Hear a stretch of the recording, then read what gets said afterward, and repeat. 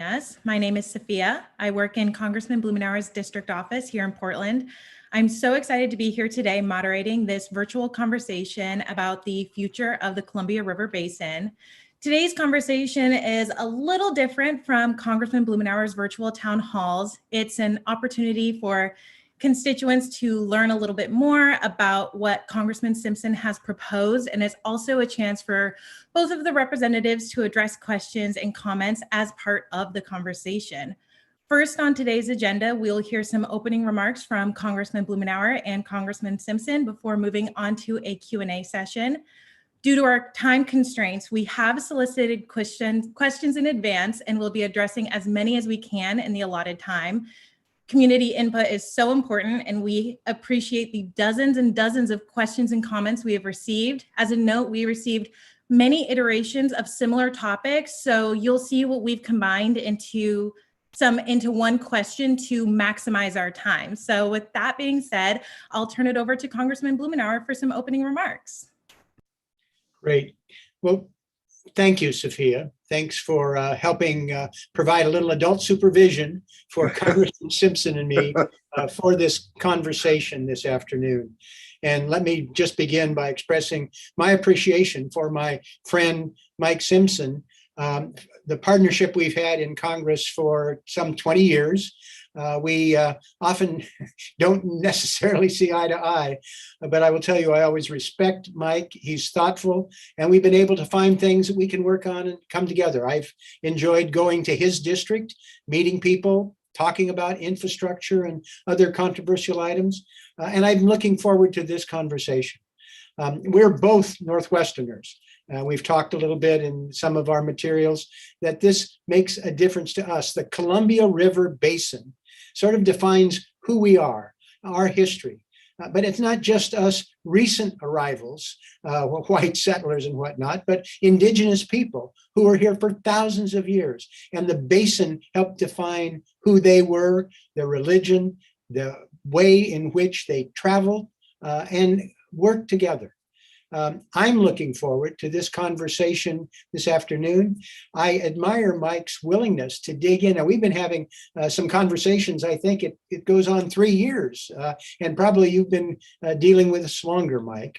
But your willingness to join with some of our mutual constituents to be able to examine more fully the concepts, to be able to set the stage, because this is an area that is long overdue for the type of conversation that you've inspired with your concepts and the tireless work you've done here for several years. I remember when I first saw the map in your office of the Columbia River system, and I admire your sticking with it and helping promote a conversation that's long overdue. Thank you very much. Well, thank you, Earl. It's let me return the compliment. It has always been a pleasure to work with Earl. As he said, we sometimes disagree on issues, but we sometimes agree on issues too, and we're able to work together on things that are of mutual interest to both of us and to our constituents. So this is something that I started working on 4 or 5 years ago, actually, and I will tell you how I got to it and why I, as I like to say, kick this hornet's nest, because it has started a conversation in the Pacific Northwest, but it's a conversation that's long overdue and needed to be had. So I started working on it because I saw this train wreck coming, that we either decide what our future is going to be or someone will decide for us what our future is going to be. I think we can plan our future better than a judge or some other outside group planning that future if we get together and discuss the issues and come to some reasonable accommodations of them. We're not all going to agree on the right solution to these problems. That's why I put this out, not as a piece of legislation. If it was a piece of legislation, I'd be ready to go with it. What I put this out as a concept so that we could start this discussion among ourselves as delegations, between the governors, with the tribes, with other organizations that are very important in this, the stakeholders, but have this discussion on the Pacific Northwest of what do we want the Pacific Northwest to be like in 50 years? Because the decisions we're making right now are going to make those determinations. And one of the things that started this is the fact that I started to hear from cooperatives and energy organizations and stuff that were worried that the Bonneville Power Administration was facing some real financial challenges. And all of a sudden I had co-ops saying, well, we might not be looking at Bonneville Power to buy our power in the future because we can buy it cheaper on the open market. And we started asking ourselves, well, why is that? Bonneville Power has always been the cheapest power in the Pacific Northwest. And come to find out that they're not anymore. You can actually buy power on the open market cheaper than you can from Bonneville Power. And so how do we make the Bonneville Power, which I think is a vitally important part of the Pacific Northwest, how do we make them sustainable and competitive into the future? And of course, then we started looking at what are the costs that the Bonneville Power Administration incurs. Some of those are not just the cost of producing power, but it's all the ancillary costs that we put on top of them, whether it's the fish recovery costs, whether it's the weatherization programs, whether it's the residential exchange rate, all of those other things that the Bonneville Power ratepayers end up paying. And so one of the biggest ones is fish recovery. And of course, I'm very interested in that. And when you look at the Idaho salmon runs, in fact, just the ones that were released this week, they are substantially headed toward extinction if we don't do something about it. So me and my team got together and said, okay, how do we restore salmon runs? Because we've spent over $17 billion so far trying to restore salmon runs. The Bonneville Power Administration has. And so far, we have not recovered salmon. So how do we get them to be more competitive into the future, and how do we recover salmon? We looked at everything that had been done, something like 25 collaborative groups that existed over the last 25 or 30 years, trying to come up with plans and ideas to recover salmon. And we finally came to the conclusion there's only one thing that will recover these salmon runs that are headed toward extinction, and that is to remove the lower Four Snake River dams. Every fish biologist we talked to said that's the only way you're going to recover these salmon. So that is part of this overall plan. But then you have to ask yourself, okay, these dams have a value. They produce 3,000 megawatts of power. They produce transportation at a cheaper rate to get products down the river and so forth. So how are you going to make the stakeholders whole? And that became a big part of this overall proposal. And we've come up with some ideas, but yet these need to be discussed among the stakeholders about whether the right solutions or not. So we're trying to accomplish really three goals here with this concept. One is trying to make the Bonneville Power Administration competitive into the future. We're trying to end the endless salmon wars, the litigation that goes on and on and on, in which we spend millions of dollars in court instead of trying to recover salmon. We are trying to restore the salmon runs that are headed toward extinction if we do nothing. And fourth, we're trying to make the stakeholders whole. It became a bigger project than we ever anticipated when we started, because all of these things are interrelated. And so I was glad to see Earl was interested in the same subject. But I've got to tell you, Earl and I might not agree on every aspect of what we've put out as a concept. What he wants to do and what I want to do is solve this problem. And we want to talk to the stakeholders and say, guys, let's put away our pitchforks and come up with a solution that we design in the Pacific Northwest instead of having one imposed on us, because I will guarantee you, if we don't find a solution, it will be imposed upon us. So that's how this all started. And I think it's, as Earl said, a discussion that needed to happen. And I'm glad to have a partner in this, in moving this discussion along. So thanks, Earl, for holding this today. My pleasure. So Sophia, shall we plunge in? Are you ready, Mike? Yep. Great. Thank you both for those introductory remarks. And now we will move on to the Q&A portion of the conversation. So our first question is, what is it going to take to move this from a proposal to legislation? What are some of the largest barriers to this proposal coming to fruition? Is there something you think will be a part of is this something that you think will be part of the infrastructure proposal that Congress is working on right now? And for this first question, I'll turn it to Congressman Blumenauer. Well, what it takes to move a proposal to something that has the dimension and focus and the opportunity to be enacted is what we're doing now.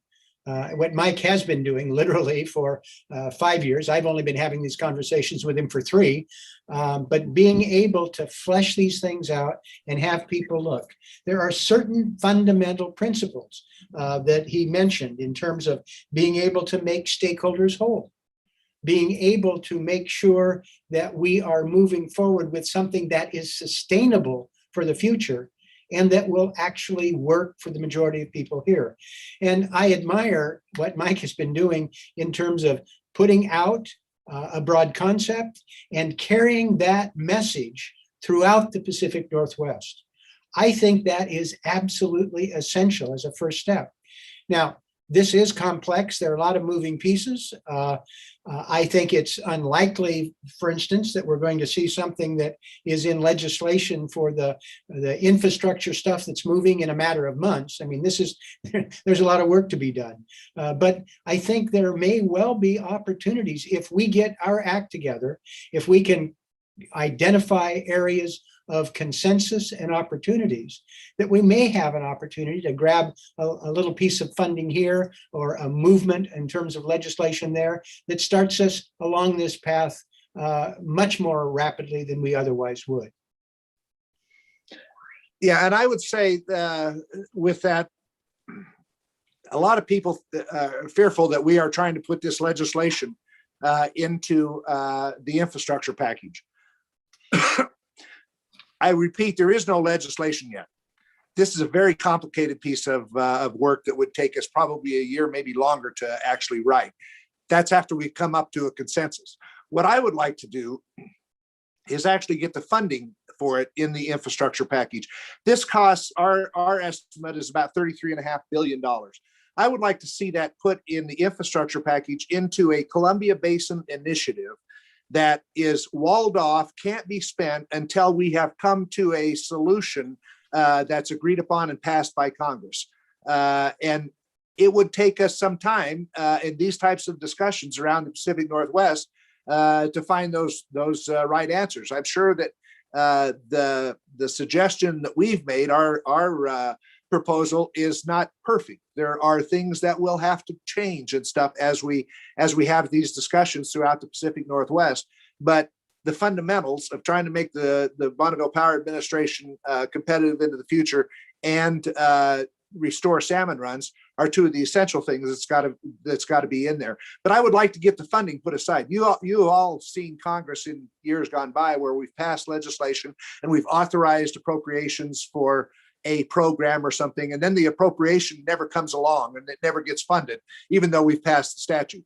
I'd like to see the money put aside first so that we know that it's going to be there, that when we come to this compromise, when we come to this solution, that we have the resources to implement it.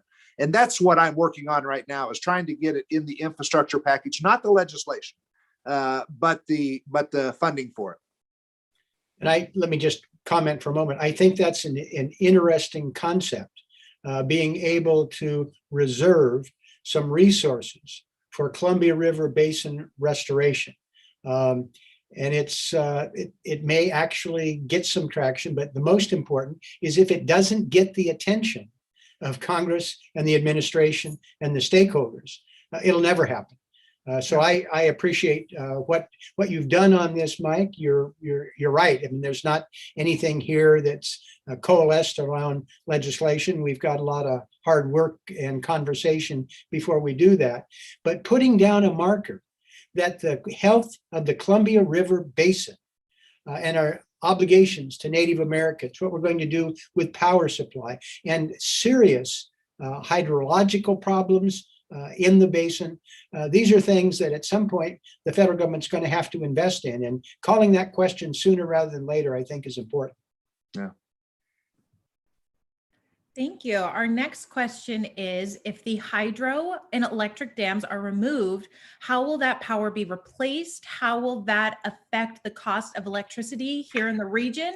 And will implementing this proposal affect BPA's rates? And Congressman Simpson, would you like to answer first? Well, let me first say that if we don't do something with BPA, power rates are going to go up because they're going to become less and less competitive into the future. So I don't think this is going to raise BPA rates myself, but how would the power be replaced? That's something to be determined. I understand that I read the other day that you could actually double the amount of power coming out of the hydroelectric projects in the Pacific Northwest just with new and more efficient turbines and so forth. You could replace it with additional hydropower by putting in new turbines.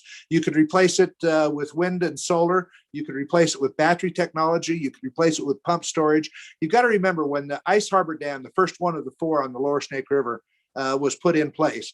It was put in place mainly to produce power for Hanford. But the options at that time were you either built a coal plant or you did hydropower. And they did what I think was the right choice at the time. They built hydropower. There are so many more ways of producing power today that we can do it. And I think we can do it as cheaply as currently exists. And so I don't think it's going to affect BPA power rate. But in this proposal, out of the $33.5 billion that I've talked about, 10 billion of that actually goes to the Bonneville Power Administration for replacement of power. Another 4 billion goes to the BPA for increasing their transmission. That's one thing that every power company that we've talked to has talked about, is making sure that we modernize and increase the transmission capabilities of the Bonneville Power Administration. So that's what we've been talking about with power companies and with the BPA and with other individual stakeholders. But I don't think we have to worry about the increase in power rates that some people are concerned about. I think that's a very important point. We are not going to continue the way we are now, and there will be increasing costs for BPA. And as Mike mentioned, it is increasingly not competitive for what people can get in the marketplace. And we're moving into a low carbon future with this administration. And candidly, we're seeing it in the industry. There is so much change going on. Mike went through the list of things that may be used to generate additional energy resources. They're all on the table. They all will be addressed, and there are a number of them that will be incorporated into what our future is, because we're going to be electrifying our transportation system big time. There will not be fewer demands, although I think we'll be more energy efficient. So the apprehension people have about rapid change and increase in electrical rates, I think is misplaced. I don't think people understand what the future holds if we do nothing. Yeah. And for me, that's scarier than what we might be doing in some of these other concepts. Thank you. Our next question says, or it's a comment to start. So please explain how waiving our bedrock environmental laws and forbidding citizen engagement in ensuring the Clean Water Act and Endangered Species Act are adhered to could possibly help in the overarching need to address the myriad of other threats to salmon independent species throughout the Columbia River Basin. How is doing so in the interest of fence and frontline communities, wild fish, orcas, and all rivers in the area? How will you ensure environmental justice concerns are met? Congressman Blumenauer, would you like to answer first? Well, sure. I mean, this is an easy one, and it might be an area I think where Mike and I might part company, at least initially. I have grave reservations about litigation moratoria or locking in license extensions as the way to go. I think that raises more questions than it solves. I think it is important that we maintain critical environmental protections and center on environmental justice concerns, which are becoming more and more important. And I do think in a number of these areas, Mike and I are actually in closer array in terms of he's not a slash and burn, pave everything over, eliminate environmental protections. It's more nuanced, but there are some differences that we need to explore. I want to make sure that we are keeping our core commitments to environmental justice, core commitments to Indigenous people. And I know Mike has been able to generate significant support from Native Americans throughout the basin. But these are things that I want to be very cautious about. These are bedrock fundamental values for me. And while we're in the process of trying to refine a proposal, I want to protect them. Well, and I would say that I agree with what Earl just said. But what I would like to do is I would like to end spending all of this money in court that we've been spending and try and spend it on actually recovering fish and improving water quality and those types of things. But we spend tons of money in court. Part of this is trying to end those salmon, what I call the salmon wars that go on and on and on. And what I'd like to know is if there's another alternative of how do you answer the people that are reluctant or opposed to removing dams, that say those darned environmentalists, they'll just take out these 4 dams and that's just the start of the cascade. Then they'll go take out the next dam, then the next dam, then the next dam. And so how do you answer that question and say, no, that's not our goal here? And that was what the idea behind relicensing the dams for a 35-year period in the Pacific Northwest was about, is to provide some certainty and security for both our power producers and our agricultural community.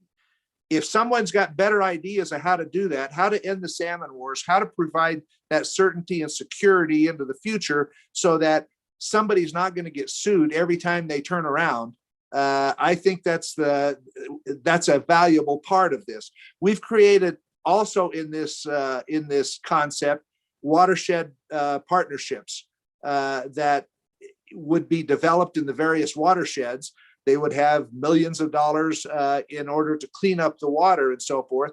And one of the things that the Idaho Governor's Working Group on Salmon said is that you need to create something like this, and then there needs to be a safe haven for those people, those agricultural producers that decide to join that watershed partnership voluntarily and are doing what they are supposed to do, that there's a safe haven from them so that they're not getting sued every time you're turning around. So, I mean, that is a big challenge trying to address this.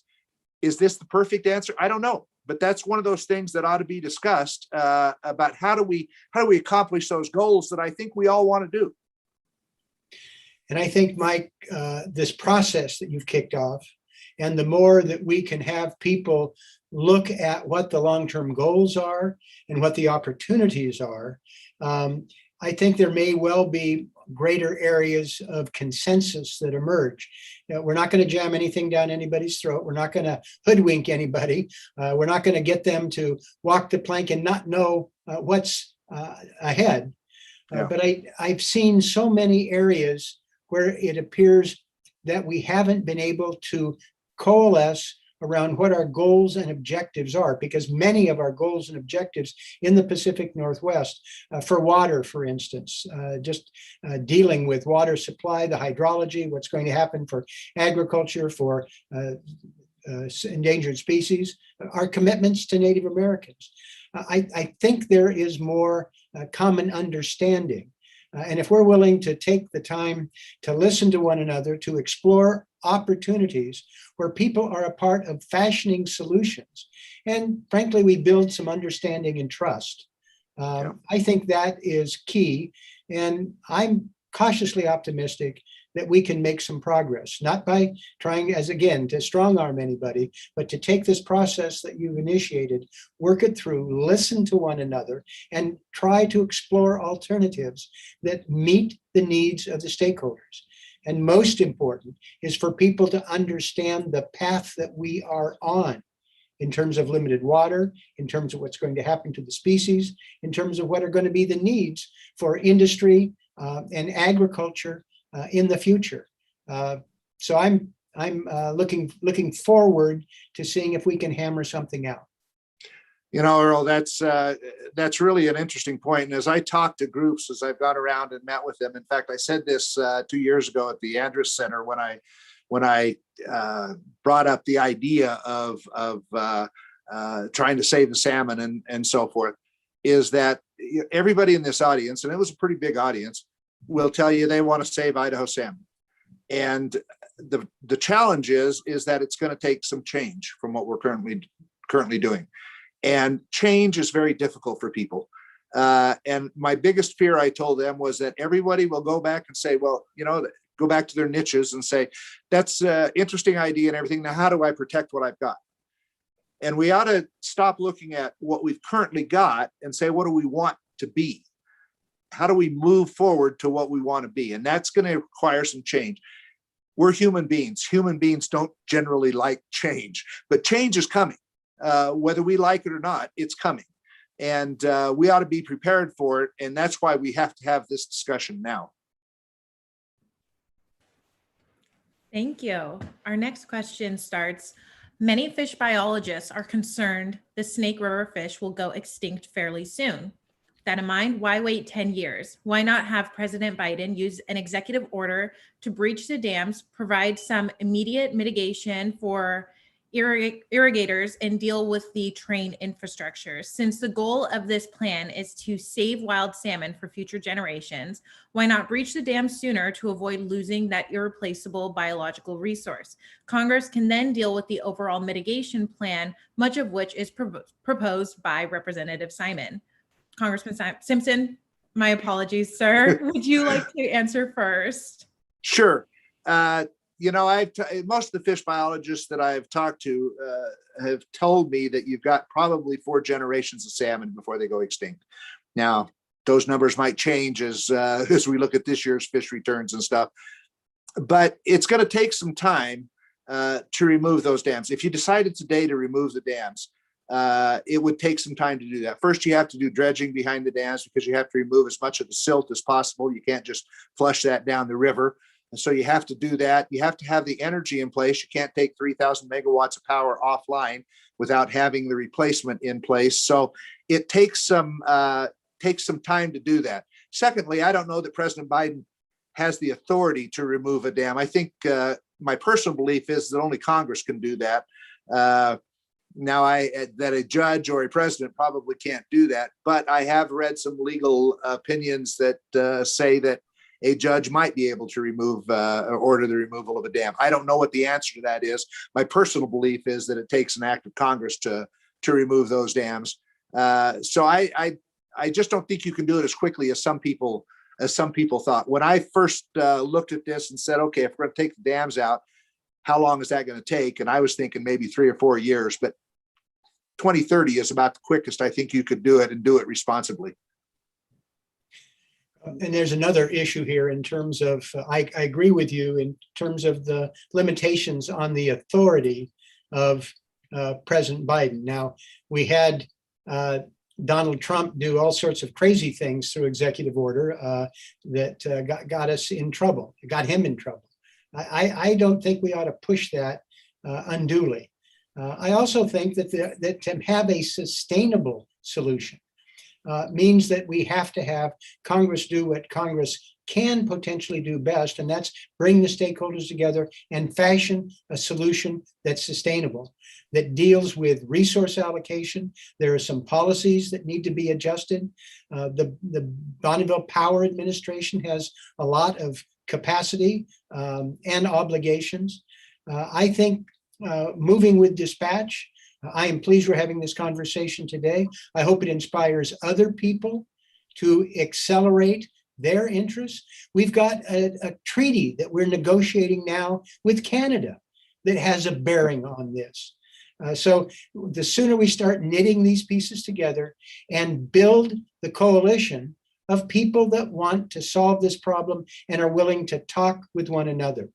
I think, Mike, you've laid out a blueprint that you've indicated you're using it as a starting point. You're willing to take input, to refine it, to listen to the pros and cons, to learn. I think we will learn a lot about this process. I know I have, just in the couple of years we've been talking about this. Yeah. So I agree with the need for urgency. And I do think as we do this, we will find other things that we can, in fact, do within the existing envelope with BPA, with some resources that we could put in, habitat restoration, deal with some of the issues of the hydrology of the basin. But I agree with you. This is something that's not going to happen overnight. It's not going to happen in 3 or 4 years, but we need to start on it now, because every day that we make progress makes the vision we have for the future much more likely. Yeah. And the reason that I would just add, the reason that we need to take our time in drafting this and consult with the stakeholders and with the experts in the various areas is, I tell people, I'm not a fish biologist. I am not a hydrologist. I'm not a transportation expert. I'm not an energy expert. What me and my staff are pretty good at doing, and I know the same thing is true with Earl, is solving problems. And that's getting the experts together and the people that have an interest in this or a stake in this together and listening to them and following the science on this. And that's what we're trying to do. Thank you. Can you please give your perspectives on the cost of inaction? What would the future look like in 10 or 20 years for Indigenous people, ratepayers, and salmon? Congressman Blumenauer, would you like to answer first? Oh, well, we're seeing now the impact of climate change and global warming. We're seeing weather instability. We've had challenges for years in terms of water supply in the basin. Mike mentioned the changes that are taking place in terms of the energy market, which is really up in the air now. It's unsettled. People make commitments dealing with energy supply that are long-term. Now, even though you can get stuff on the spot market that's cheaper, people need predictability in making long-term commitments because they depend on those long-term commitments.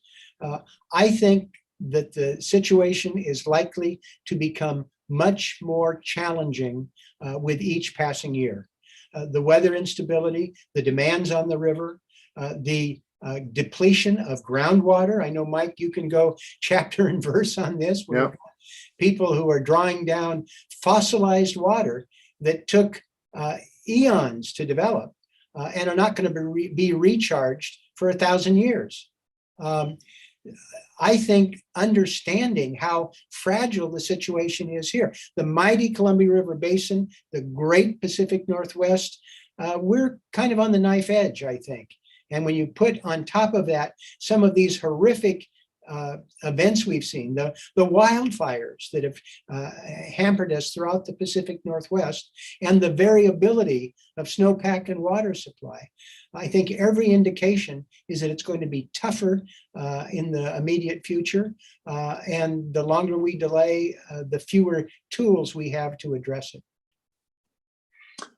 Yeah, if nothing is done, there's not a doubt in my mind that you will see salmon go extinct in the Snake River salmon. If you look at the trends, it is all downward. And when you look at what's called the SARS rate, which is how you measure the health of a salmon run, they are headed toward extinction if nothing is done. That's what will happen. I don't think that'll happen because I think a judge will step in with the Endangered Species Act.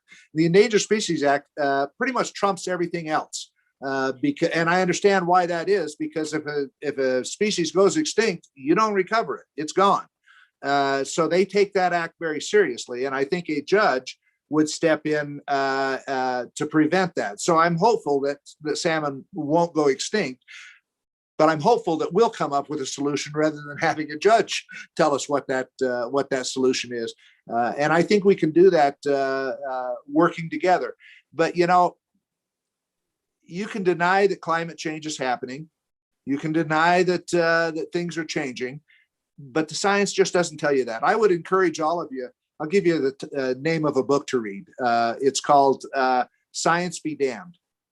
And it's how incorrect science or ignoring science drained the Colorado River Basin. And you look at what's happening in the Colorado River Basin and the 7 states that rely on the Colorado River of Utah, Nevada, California, Arizona, New Mexico, and Wyoming. If you look at those, it's amazing. And they're facing some real problems. We're going to be facing those same kind of problems here in the Pacific Northwest. I'll use this as an example, and it's a little parochial.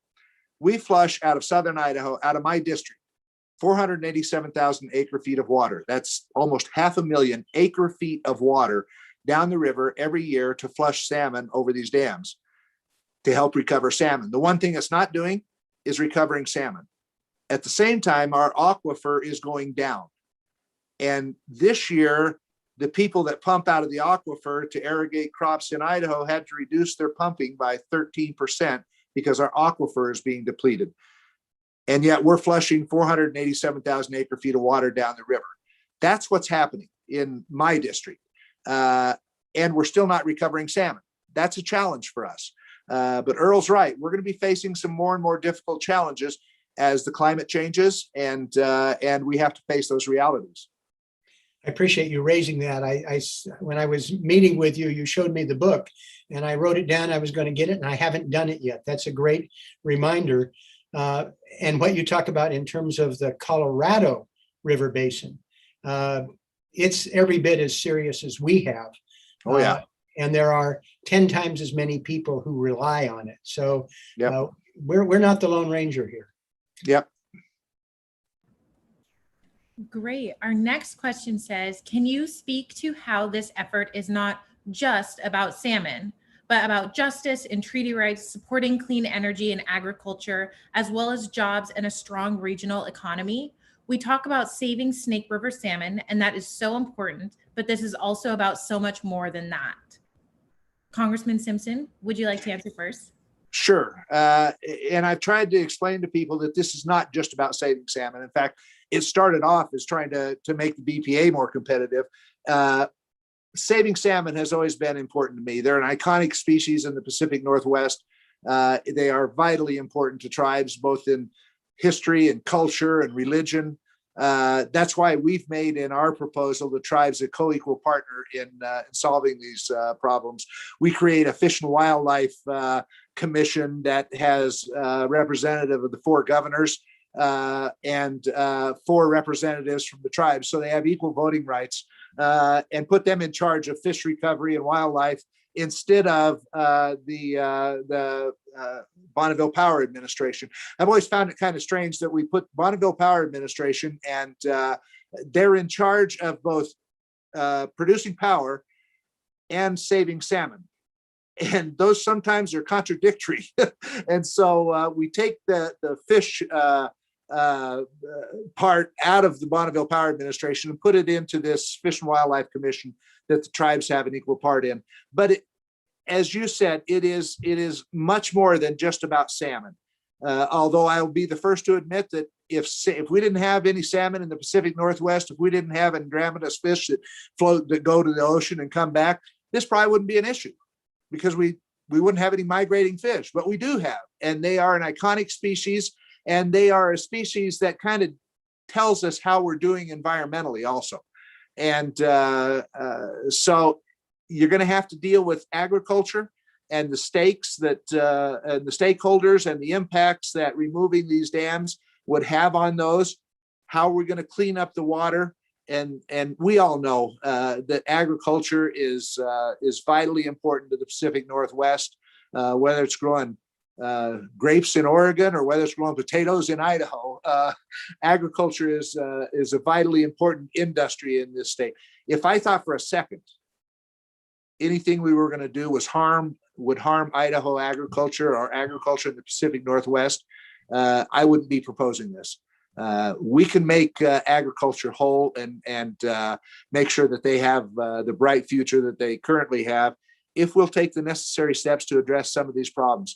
But it also involves power and how we produce power in the Pacific Northwest as we address climate change. As Earl said earlier, somebody said, if you take these barges off of the lower Snake River and put them on trains and trucks, you're going to increase the carbon output from diesel engines on trains and trucks. I don't know that in 10 years or 15 years, you're going to see a whole lot of diesel powered trains and diesel powered trucks on the road because of the way technology is going. If you look at the battery technology and those kind of things and hydrogen powered trains and stuff, I think you're going to see a vast change over the next 10 years in those industries. So it involves, as was mentioned in the question, so much more than just salmon. This involves what we want, as I said earlier, what we want the Pacific Northwest to be. in 25, 50 years from now. Well, I couldn't agree more. Even if we weren't talking about fish, we have problems with water supply, with the environment. The energy equation is changing dramatically. We have transmission issues. I mean, all the things that you allude to as you lay out the outline of what should be part of this broad discussion. These are areas that are changing and changing rapidly. Mike, I really have admired the fact that you have entered into an initiative here that encourages people to broaden their perspective. So listen to other stakeholders and to think about the reality that we're going to be facing for our children and grandchildren. It's not going to be the same at all. And we're going to have to answer challenges with the energy market, with water supply, with climate change, as well as what happens, our commitment to Native Americans, and of course, the iconic salmon.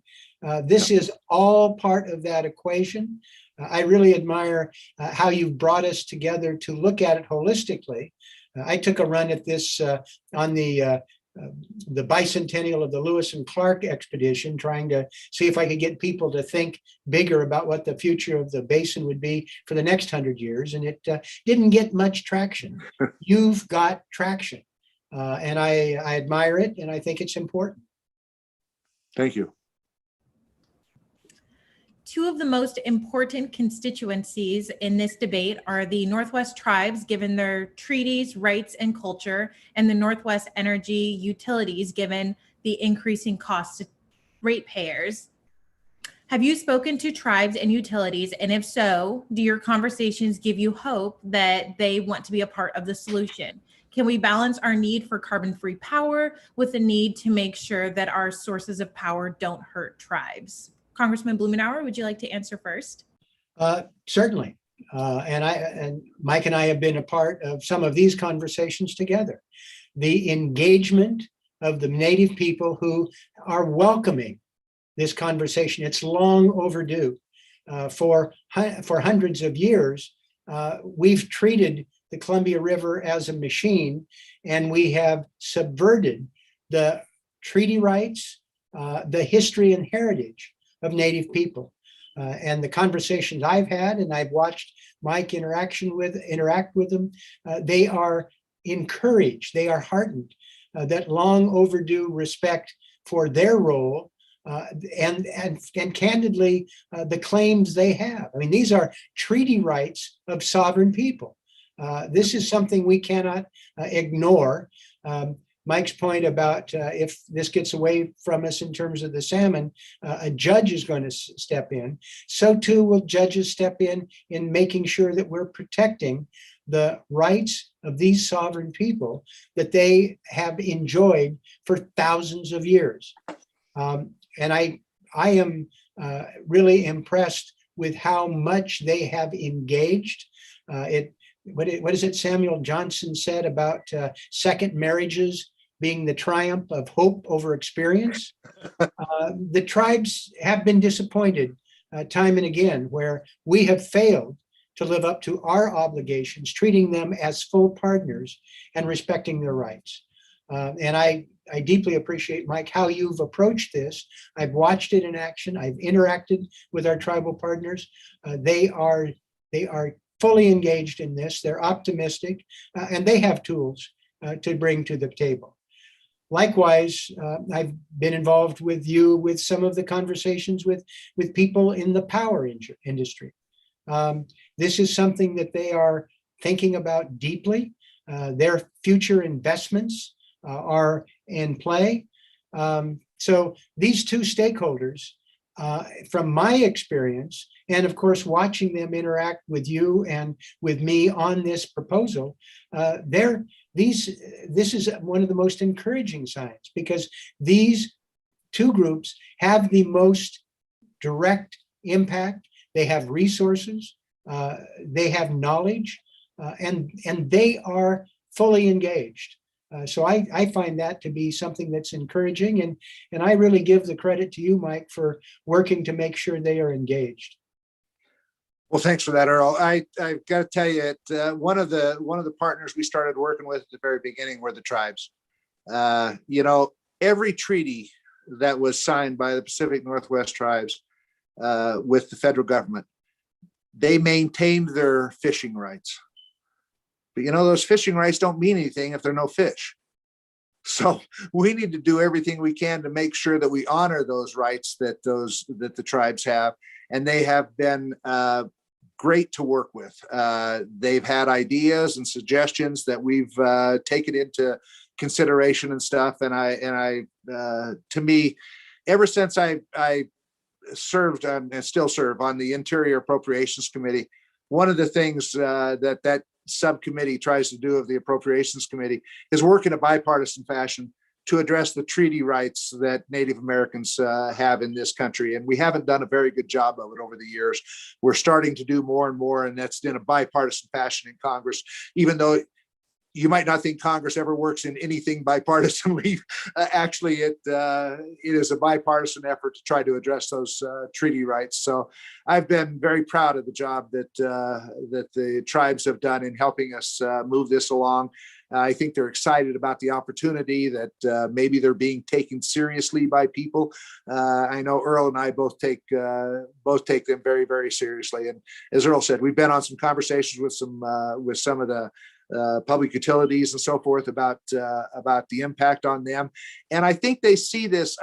I think at first there was kind of a reluctance. There was kind of like, oh man, there's another idea to take out the dams and stuff. But when they see what we're proposing and what the challenges are, I think a lot of them want to be a part of the solution now.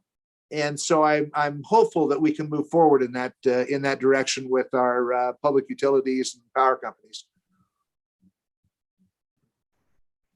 Thank you. What will be the impact on freight barging to and from Lewiston? What is the reaction from the state of Washington to having more big rigs on 2-lane highways in Eastern Washington, assuming there are enough drivers? I can't picture driverless trucks on the Lewiston grade or Highway 12. What impacts will farm products going to ports and from two ports to export phase? What would port authorities face? And Congressman Simpson, would you like to answer first? Yeah, I can't imagine seeing driverless trucks on Lewiston Grade either, or anywhere. I don't want to see driverless trucks. That would scare me if I was driving past one on the road. But obviously, if you take out the dams, there's not going to be any barging from Lewiston. And that's one of the challenges we faced. And maybe one of the bigger challenges we faced is how do you get products from Idaho down and actually the grain comes from Montana and I understand North Dakota also. How do you get that to Portland and not impose a cost that is restrictive to grain producers and so forth? We came up with an idea that's in this concept. I don't know if it's the right idea or not, but if they have the resources, they can develop their own plan for transporting that grain either by truck or by rail. I suspect a lot of it would be by rail.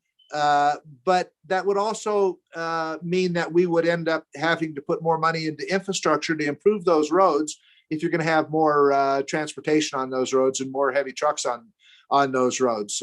As I said, the concern about putting more carbon in the air because of diesel trucks and trains and so forth, I think is going to be overcome by technology here before too long. So it would include some infrastructure money to improve those roads and so forth.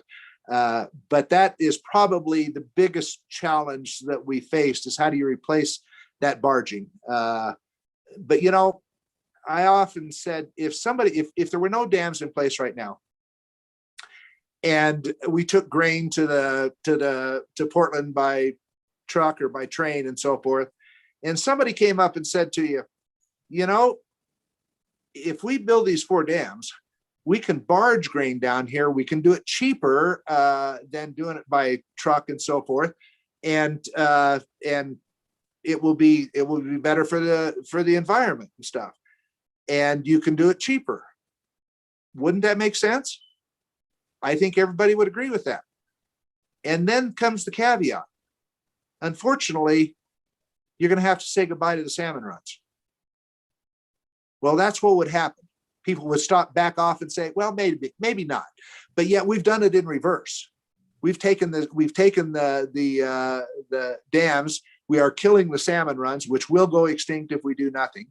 And then we're saying, well, gee, we can't get rid of the barging. Yes, we can. Everything we do on the Columbia River and the lower Snake River can be done differently if we choose. That's choices we make. We can do things differently if we choose to do it, but that involves change. Salmon don't have that option. They need a river. And unfortunately, they don't have a river now.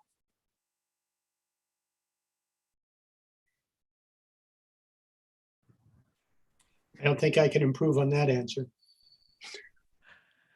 Fantastic. Well, we have one last question. This needs to be a broad-based bipartisan effort. Do you have any thoughts about how to bring Democrats and Republicans together on these issues?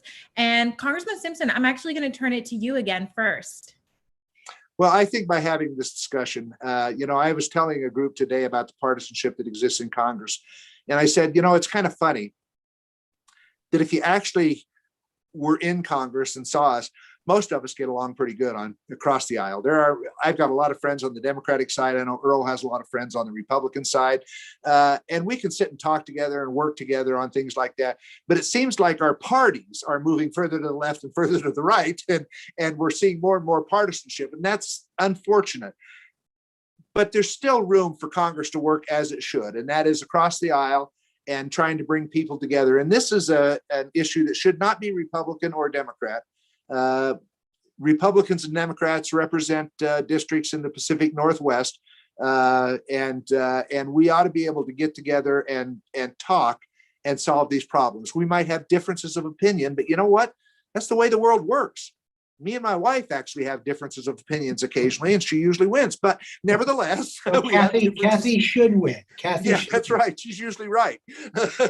But we can sit and talk these things out, and that's what Earl and I are trying to get done. Is we're trying to bring people together to sit down in a room or in a conversation like this or whatever, and really start to think about the future and what do we want the future to look like and what that might mean, and how we're going to have to address the challenges we face. And I got to tell you, in all honesty, this would have been easy for me to walk away from. This has caused nothing but political consternation for me and a loss of sleep and everything else. But you know what? If we're not here to solve problems, then why the hell did you elect us? So when I see a problem coming, and I know Earl feels the same way, we think it's our job to try to address it and try to bring it to public's attention so that we can solve the problem before it runs over the top of us. And I am truly fearful that if we don't solve it, it will run over the top of us. And I don't do this for me. I don't do this for Earl.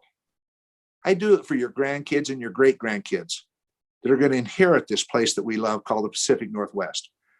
That's the reason we're doing this. Well, and that is actually why I think there's the potential of bringing people together, not being divided intensely along partisan lines. I mean, Mike, I remember when you first gave me an invitation to go up to Boise and we talked infrastructure, met with some of your folks. It was the streetcar, your city council people. We had a chance to raise the profile on some of the issues we were working on. You work with me on a water trust fund so that we'd be able to have the infrastructure. And those are little tiny building blocks, but they're not little. They are important.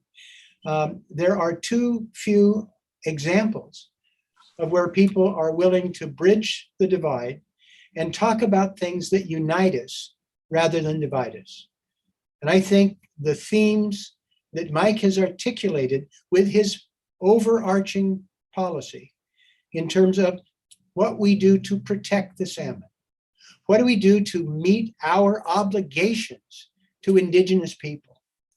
How do we make sure that we don't leave farmers behind in the changing hydrology and the economics of power? these are areas that I think there are common interests for the people that we represent. I think that we have an opportunity to continue this conversation, drill down a little more specifically about some elements of it. Every time we do something like this, Mike, I feel a little better. I see a little daylight. I think of somebody else that we can engage. Yeah. Because this is, I think, going to be the most consequential Congress in our history. And I think what is critical is that for us to give a little glimmer of hope that there are some people who can rise above partisan differences to think about the long term and areas that unite us. And so I deeply appreciate your leadership on this. I'm pleased to work with you on it because I think it makes a big difference for the Columbia River Basin. But I think for the politics that you and I both believe in, not so much because we're the same party or the same ideology, but we believe in a government that works. We believe in a government that can work with people regardless of labels if we find things that we agree on. And so I am pleased that you are willing to have this conversation with me and some of my constituents this afternoon. I look forward to seeing you next week in Washington, where we can continue the conversation. And I hope that the people who listen to us will reflect on what they've heard. Look at some of the materials, Mike, that you've put out, that they will continue to offer up questions. And I hope other people have their own conversations like this, looking at the challenges that we've been discussing this afternoon. Thank you. Thank you so much for your leadership, your friendship, and for being part of this. Same to you, Earl. Thank you very much. Thank you. Thank you, Congressman Blumenauer and Congressman Simpson, as well as everybody tuning in on YouTube for submitting your questions and being a part of this conversation. Before we close out, Congressman Simpson, would you like to say a final few words before we turn it over to Congressman Blumenauer to close us out? Well, I'd just like to thank Earl and for his leadership on this also. As I said, this is risky for politicians, and politicians are kind of risk averse when it starts. We don't like things that can get us in trouble. But Earl is willing to step out and take the shots sometimes that are necessary to affect the change that is necessary for the future. And so I enjoy working with him, and thank you, Earl, for all that you've done. And we'll continue to work on this. I'm not sure I'll be glad to see you in Washington. I'd rather be in Idaho, as I know you'd rather be in Portland, but yet we have to go back to do our job. But we'll sit down and continue to talk about this and how we can move forward on this. I've got about 4 more of these conversations coming up in the next few days with different groups and stuff like that. So the word is getting out, and I hope the people of the Pacific Northwest, as you said, take the time to sit down and think this through about what we want the future to be. So thank you for holding this today. Well, I think I've said about all I need to say on this. It's less is more. I'll look forward to hearing from our friends for them to think about what this meant. I'm sure we're going to get some suggestions and comments that will help us. And I look forward to continuing the conversation with you and your team, Mike. And Sophia, thanks for keeping us moving ahead. We needed that adult supervision, and you provided it. Yeah, indeed.